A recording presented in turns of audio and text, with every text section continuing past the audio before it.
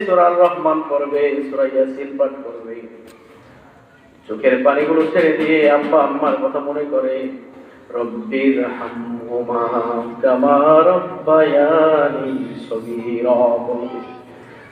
এজন্য সর্বপ্রথম আমাদের যে কাজ সেটা হচ্ছে সন্তানের প্রতি বাবা মার হক আদায় করা। সন্তানের প্রতি বাবা মার যেমন হক রয়েছে, আবার বাবা মার প্রতিও সন্তানের তেমনই হক রয়েছে।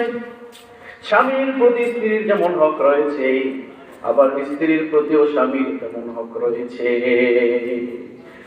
ইমাম সাহেবের প্রতি মুসল্লিদের যেমন হক রয়েছে, আবার মুসল্লিদের প্রতি ইমাম সাহেবের তেমন হক রয়েছে। এই জন্য আপনার সন্তান দুনিয়ায় ভূমিষ্ঠ হওয়ার পর সর্বপ্রথম হকটা হচ্ছে 7 দিনের মাথায় সুন্দর ভালো একটা নাম আপনার সন্তানের জন্য রাখা। বর্তমান সময়ে বিভিন্ন জায়গায় গেলে শুনতে পারবেন নামের ছড়াছড়ি, সেন্টু, মিন্টু, বল্টু, পল্টু, রিঙ্কু, জিন্টু, পিন্টু, ঠিক কিনা?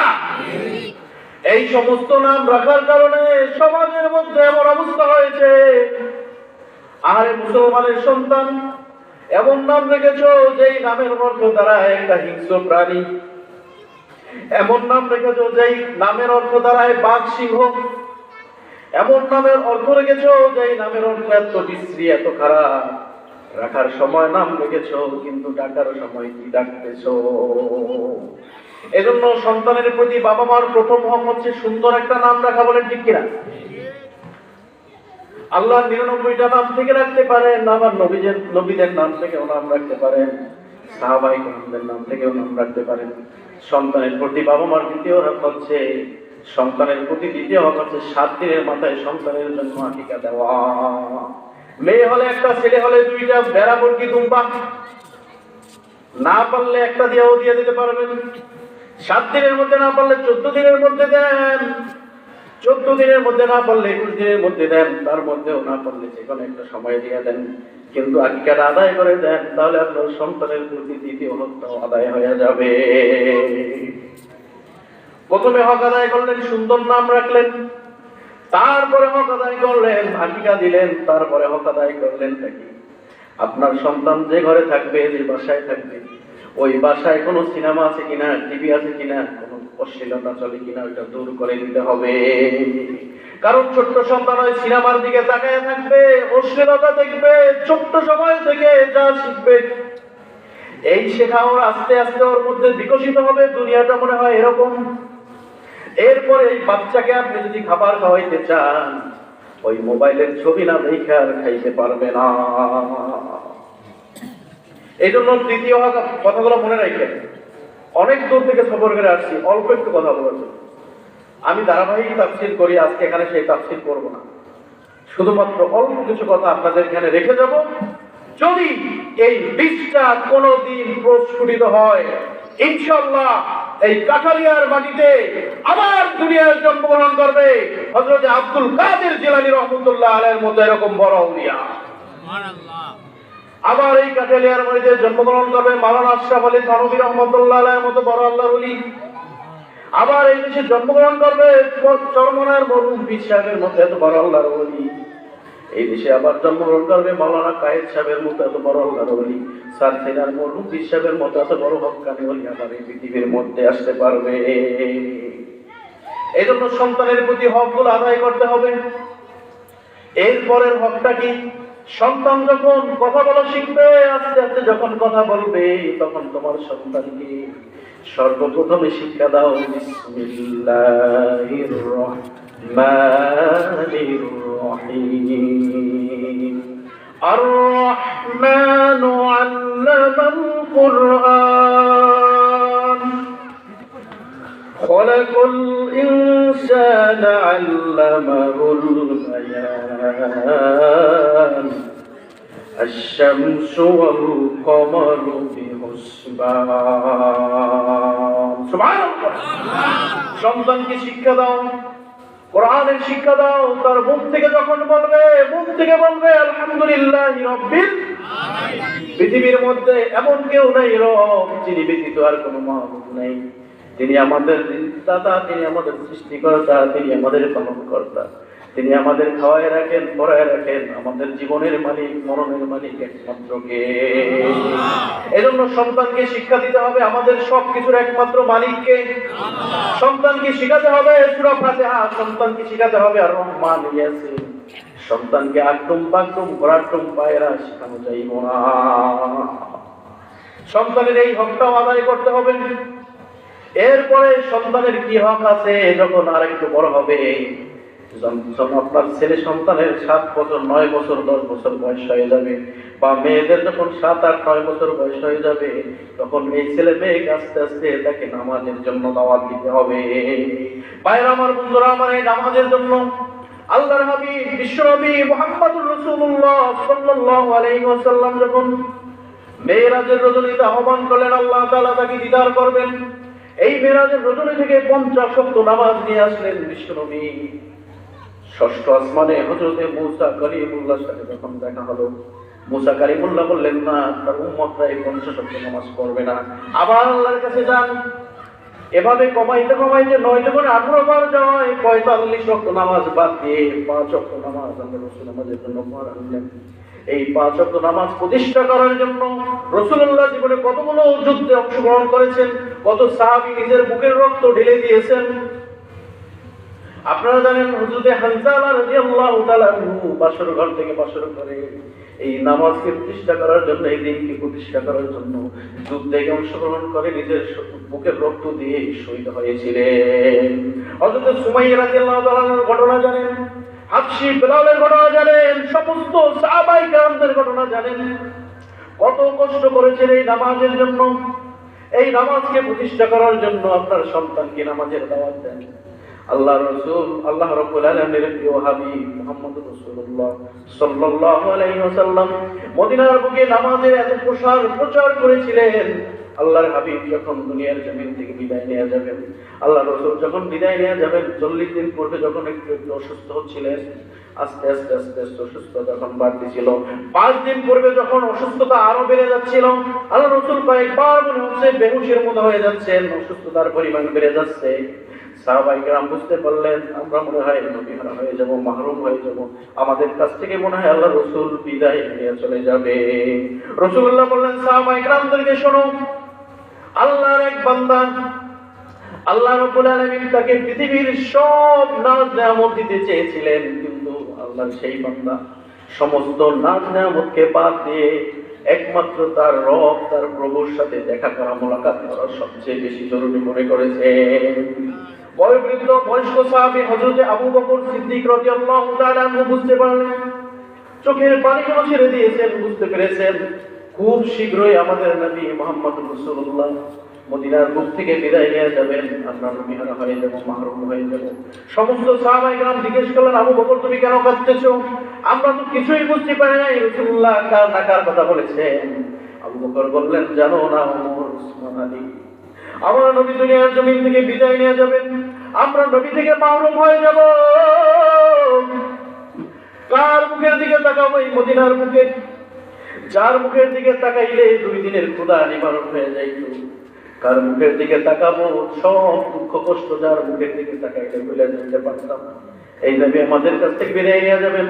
রাসূলুল্লাহ যখন আরো অসুস্থ হলেন, 2 জন সাহাবায়ে কেরামদের হাতের উপরে ভর করে মসজিদের দিকে যাচ্ছেন, গিয়ে দেখেন সমস্ত সাহাবায়ে কেরাম ঠিক এরকম বসে আছেন নামাজের জন্য। রাসূলুল্লাহ আবু বকরকে বললেন, আবু বকর তুমি দাঁড়িয়ে যাও, নামাজের ইমামতি করো। আমি নবী মুহাম্মদুর রাসূলুল্লাহ সাল্লাল্লাহু আলাইহি ওয়াসাল্লাম আজকে স্বচক্ষে দেখতে চাই কেমন করে আমি নবী মুহাম্মদ থাকবো না একদিন এই পৃথিবীর মধ্যে, কেমন করে নামাজের কায়েম, নামাজের প্রতিষ্ঠা চলতে থাকে। আমি দেখতে চাই কেমন করে তোমরা নামাজে দাঁড়ায় নামাজটাকে প্রতিষ্ঠা করো। রাসূলুল্লাহ জীবনের সর্বশেষ নামাজটা দেখলেন। রাসূলুল্লাহ যখন বাসায় আসলেন, মা আয়েশাকে বললেন, আয়েশা আমাকে ধরো, তোমার কোলের উপর আমার একটু শোয়াও, আমার সময় শেষ হয়ে যাচ্ছে। জিবরাইল আমিন উপস্থিত হয়ে গেলেন। জিবরাইল আমিন বললেন, ওই দিন আমার সাথে একটা ফেরেশতা নতুন আসছে। রাসূলুল্লাহকে সালাম দিয়ে বললেন, হুজুর আজকে আমার সাথে একজন মেহমান এসেছে, আর এই মেহমানটার নাম হচ্ছে মালাকুল মউত। ইনি কখনোই আমার কাছে আর আসেন নাই, প্রথম আসছেন। কেন আসছেন? আপনার অনুমতি নেওয়ার জন্য। পৃথিবীর মধ্যে আর কোনো মানুষের অনুমতি নেন নাই, কোনো নবীর অনুমতি নেন নাই। মালাকুল মউত অনুমতি নেওয়ার জন্য আসছেন, আপনার জান কবজ করবো, আপনি যদি অনুমতি দেন জান কবজ করবো। রাসূলুল্লাহ বললেন, আমি যদি অনুমতি না দেই, বললেন অনুমতি না দিলে আল্লাহ রাব্বুল আলামিন বলেছেন আমাকে ফিরে যেতে। আল্লাহু আকবার, আমাকে ফিরে যেতে বলেছেন। কিন্তু আল্লাহ রাব্বুল আলামিন আপনার সাথে মোলাকাতের জন্য অপেক্ষা করে আছে, মোলাকাতের জন্য বসে আছে। আল্লাহ হাবিব বললেন তোমার কাজ শুরু করে দাও। সাহাবাদের মধ্যে যারা উপস্থিত ছিলেন তারা বললেন, বিশ্বনবী যখন বিদায় নিয়ে যাবেন, কলিজার টুকরা মা ফাতেমার কথা বললেন না, কলিজার টুকরা হাসান হুসাইনের কথা বললেন না, আবু বকর, ওমর, আলী, উসমানের কথাও বললেন না।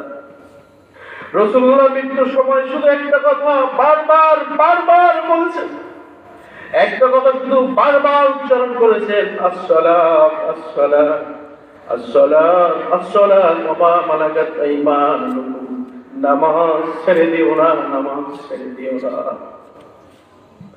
রাসূলুল্লাহ মৃত্যুর সময় শেষ কথাই বলেছেন, নামাজ ছেড়ে দিও না। এই ছিল আল্লাহর রাসূলের সেই লালিত স্বপ্ন, নামাজ। আজকে কত যুবক তোমরা নামাজ ছেড়ে দিচ্ছ, কত যুবক খেলায় অবহেলায় সময় নষ্ট করতেছ।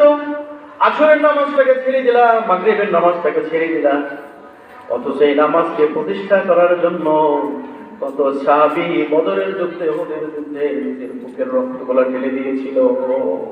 ভাইরা আমার, মূল আলোচনা যেটা করবো, এক সন্তান, সন্তানকে নামাজের শিক্ষাটা দেন। তারপরে আপনার যে পরের দায়িত্ব সেটা হচ্ছে, যদি আপনার মেয়ে ছেলে যাই হয় না কেন, এরকম একটা মাদ্রাসা আপনাদের এলাকায় আছে, আপনাদের গ্রামে আছে, এটা আপনাদের জন্য একটা সৌভাগ্য, বলেন ঠিক কিনা? এই মাদ্রাসা থেকে কত আলেম বের হবে, এই এলাকাটাকে উজ্জ্বল করবে, কত মুফতি মুহাদ্দিস বের হবে। আপনার সন্তানকে নিয়ত করবেন, আমার সন্তানকে কোরআনের হাফেজা বানাবো। কিয়ামতের কঠিন ময়দানে যখন ভয়াবহ মুসিবতের অবস্থা হবে, ইসরাফিলকে যখন সিংহায় ধাক্কা দিতে বলা হবে, আল্লাহ রাব্বুল আলামিন বলেন, ইযাস সামাউ ফাতারাত ওয়া ইযাল কাওয়াকিবু তাসারাত ওয়া ইযাল বিহারু ফুজ্জিরাত ওয়া ইযাল কুবুরু বুসিরাত। সুবহানাল্লাহ বলেন।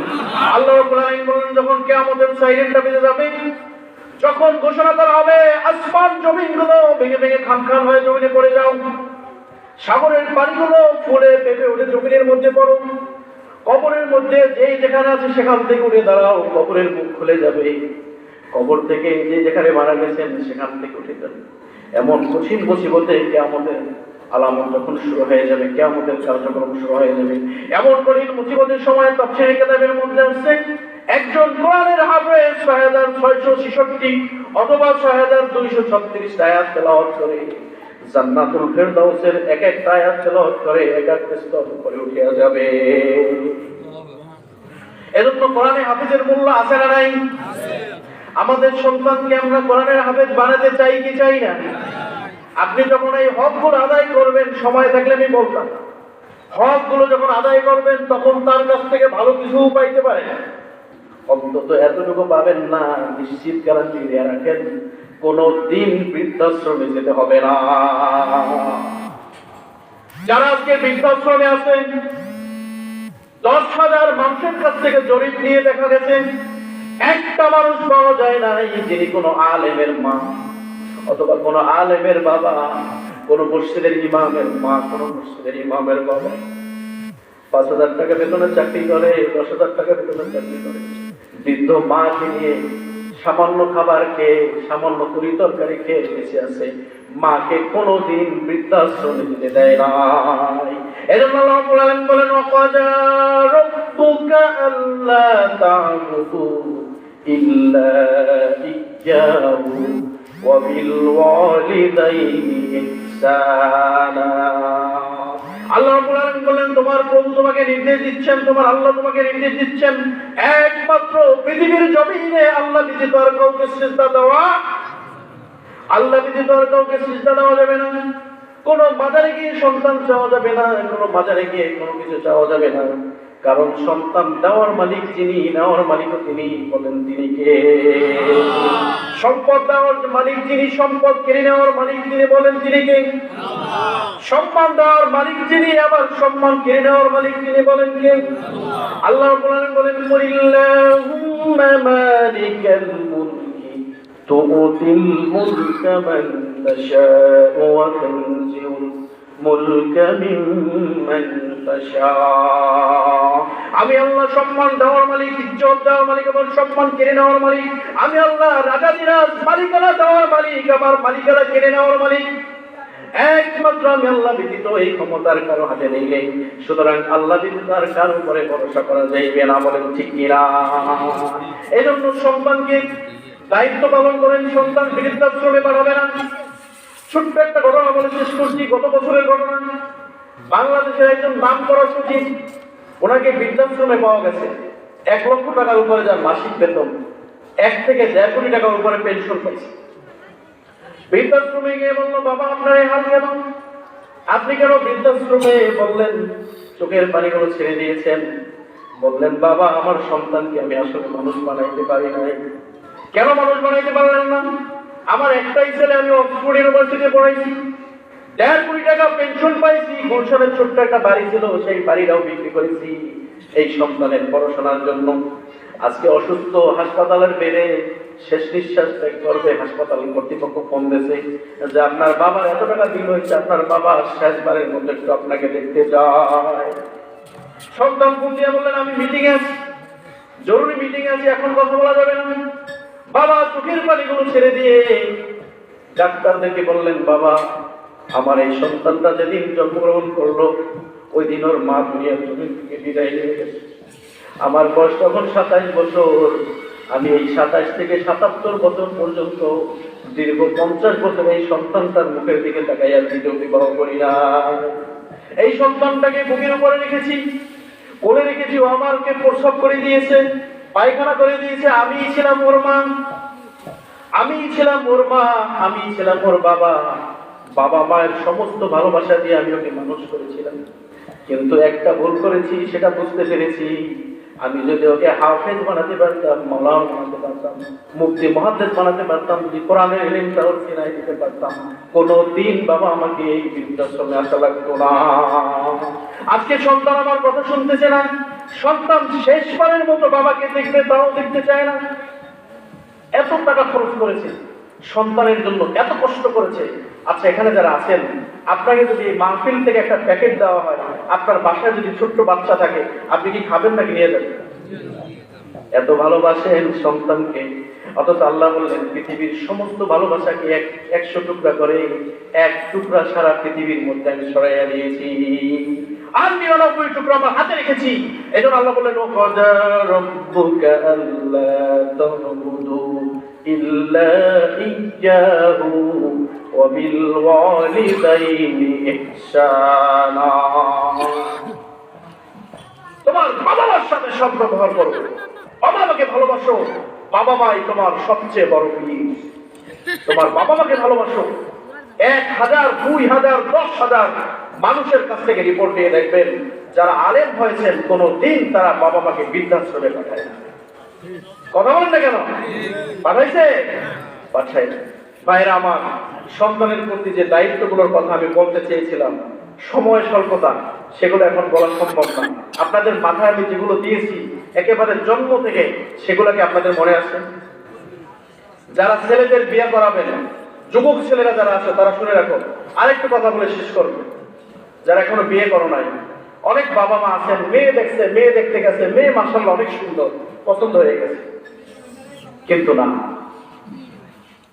আপনার বীজ যদি ভালো হয় ফসল ভালো হবে, বীজ যদি ভালো না হয় ফসল ভালো হবে না। সময় থাকলে বলতাম, হযরত আব্দুল কাদের জিলানী রাহমাতুল্লাহ আলাইহির মা কেমন ছিলেন, মাওলানা আশরাফ আলী থানভী রাহমাতুল্লাহ আলাইহির মা কেমন ছিলেন, রশিদ আহমদ গঙ্গুহি রাহমাতুল্লাহ আলাইহির মা কেমন ছিলেন, জীবনীটা পড়ে দেখো। সন্তানকে পেটে নিয়ে মা কোরআন তেলাওয়াত করেছেন, তাহাজ্জুদ পড়েছেন। আর আমাদের মায়েরা, কথা বলেন, সন্ধ্যার সময় আজান হয়, এমন ধরো দেখছি মাগরিবে আজান হয়, টিভি চলতে আছে, আছে না নাই? সন্তানকে পেটে নিয়ে টিভি দেখবা, সন্তানকে পেটে নিয়ে মোবাইল দেখবা, অশ্লীলতা করবা। কোনদিন তোমার পেট থেকে চাঁদাবাজ লম্পট ছাড়া বের হওয়ার সম্ভাবনা নাই। আজকে বাংলাদেশে যত চাঁদাবাজের জন্ম হয়েছে, যত লম্পটের জন্ম হয়েছে, যত সুদখোর ঘুষখোরের জন্ম হয়েছে, হারামখোরের জন্ম হয়েছে, যত সন্ত্রাসের জন্ম হয়েছে, যত মানব চোরাকারবারীদের জন্ম হয়েছে, কোথা থেকে আসছে? বিদেশ থেকে আনছি আমরা? বিদেশ থেকে ভাড়া করে আনছি? তাদের সন্তান। আপনি সন্তানকে পেটে নিয়ে সন্তানের মাকে হারাম খাদ্য খাওয়াবেন, বাবাকেও দায়বদ্ধ আছে। স্ত্রীর সন্তান যখন পেটে আসছে হারাম খাবার খাওয়াবেন, ওই খাবার খেয়ে যেই সন্তান বড় হবে সুদের টাকা খাওয়াবেন, ঘুষের টাকা খাওয়াবেন, হারাম যে খাবার খাওয়াবেন, সেই টাকায় যদি সন্তান পেটে বড় হতে থাকে, আবার মা যদি কোনো আমল করতে না থাকে, আপনি কিভাবে আপনার স্ত্রীর গর্ভ থেকে একটা নেককার সন্তান দাবি করতে পারবেন? পারবেন? পারা যায় না। ধরা খেয়ে যাবেন। মাহফিল মানি বড় লম্বা সুর দেওয়া, টান দেওয়া না। আমি আসছি সামান্য কিছু কথা বলে যাব, যাতে আপনাদের আমলটা পরিবর্তন হয়ে যায়। বলেন ঠিক কিনা? আসলে আমাদের গোড়ায় গন্ডগোল। আজকে এখন দেখেন 6-7 একটা ছেলে মোবাইল চায়, মোবাইল না দিলে সে ভয় দেখায়, ঢাকা যাবে না। অনেকে আত্মহত্যা করে, আছে না নাই? এটার কারণটা 2-4 জন হক্কানি আলেমদের সাথে মিশে দেখুন, তাদের সন্তানদের দিকে তাকান। গাড়ির মধ্যে, বাসের মধ্যে দেখেন না একজন হক্কানি আলেমের ছোট্ট মেয়ে, 4-5 বছরের মেয়ে কি সুন্দর পর্দা করে চলে। আপনার স্ত্রীকে কেন পর্দা করাইতে পারলেন না? আপনার মেয়েকে কেন পর্দা করাইতে পারলেন না? আপনার মেয়ে কোথায় যায়, আপনার স্ত্রী কোথায় যায়? এই যে 14 তারিখ আসতেছে বিশ্ব বেহায়া দিবস, এটাকে আমি বলি বিশ্ব বেহায়া দিবস। এক শ্রেণীর মেয়েরা এই বেহায়া বলার নামে পার্কে অশ্লীলতা করে বেড়ায়, যুবক যুবতীদের সমাজ নষ্ট করে, বাংলাদেশটাকে ইসলাম পরিপন্থী বানায় দেওয়ার একটা পায়তারা হয়েছে। কথা বলেন না কেন?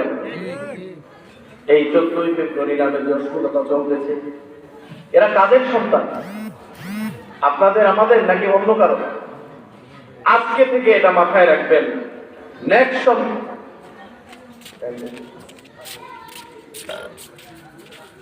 সন্তান যদি বানাইতে চান, সন্তানের প্রতি বাবার যেমন অধিকার রয়েছে, বাবার প্রতিও সন্তানের তেমন অধিকার রয়েছে। মায়ের প্রতি যেমন সন্তানের অধিকার রয়েছে, আবার সন্তানের প্রতিও মায়ের তেমন অধিকার রয়েছে। ও কাঠালিয়ার মা বোনরা, তোমাদেরকে বলে যাই, তোমাদের পেটগুলো এক একটা জান্নাতের বাগান।